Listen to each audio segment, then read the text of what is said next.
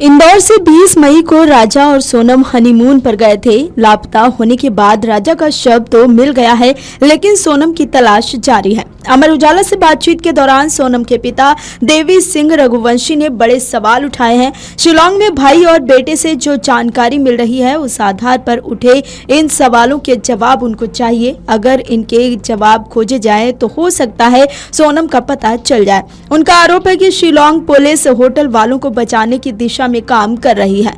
बेटी सोनम को बचाने की पुरजोर कोशिश नहीं हो रही है। सिलसिलेवार तरीके से आपको हम बताते हैं कि सोनम के पिता ने कौन कौन से सवाल खड़े किए हैं।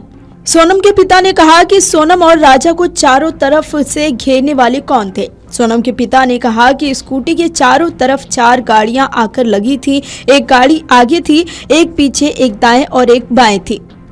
इन गाड़ियों में कौन लोग आए थे? उन्होंने कहा कि अगर एक गाड़ी में 2 लोगों के आने की बात मानी जाए तो 8 लोगों ने बच्चों को घेरा होगा। ये लोग उनको उठाकर ले गए थे।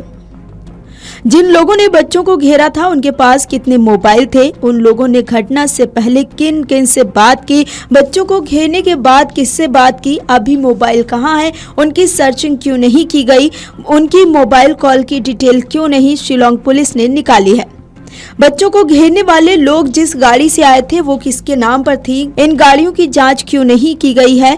वहां की पुलिस सबको बचाने की दिशा में क्यों काम कर रही है? बता दें कि इंदौर में ट्रांसपोर्ट व्यवसाय करने वाले राजा रघुवंशी की शादी 11 मई को सोनम से हुई थी। शादी के करीब 8 दिन बाद 20 मई को दोनों हनीमून पर निकले। पहले गुवाहाटी पहुंचे, फिर कामाख्या देवी के दर्शन किए और फिर 23 मई को मेघालय के शिलांग चले गए।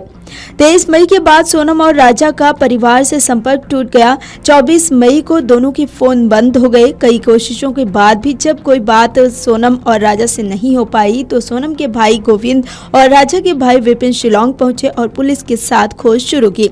पुलिस और प्रशासन लगातार सर्च कर रहे थे, लेकिन मौसम खराब और कठिन इलाके के कारण खोज में दिक्कतें आई।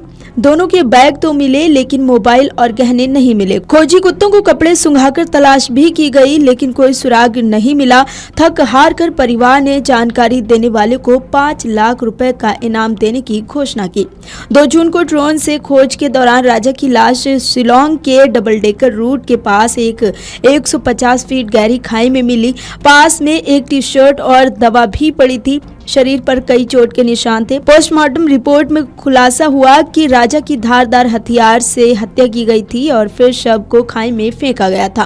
पुलिस को हत्या में इस्तेमाल पेड़ काटने वाला औजार भी मिला है। राजा के अंतिम संस्कार के बाद परिजनों ने इंसाफ की मांग करते हुए कहा कि ये सीधी हत्या है और इसकी सीबीआई जांच होनी चाहिए। उन्होंने घर पर एक पोस्टर भी लगाया, मैं मरा नहीं मारा गया हूँ। अब तक सोनम का कोई सुराग नहीं मिला है। पुलिस ने एक लाल काली जैकेट बरामद की है, जिसे फॉरेंसिक जांच के लिए भेजा गया ताकि पता चले कि वो सोनम की है या नहीं।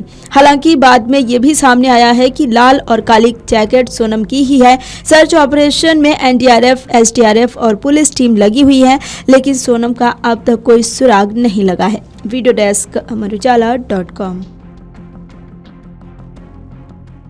अगर आप ये वीडियो YouTube पर देख रहे हैं तो हमारे चैनल को सब्सक्राइब करें और बेल आइकन को दबाना ना भूलें। अगर आप Facebook पर ये वीडियो देख रहे हैं तो हमारे पेज को लाइक करें।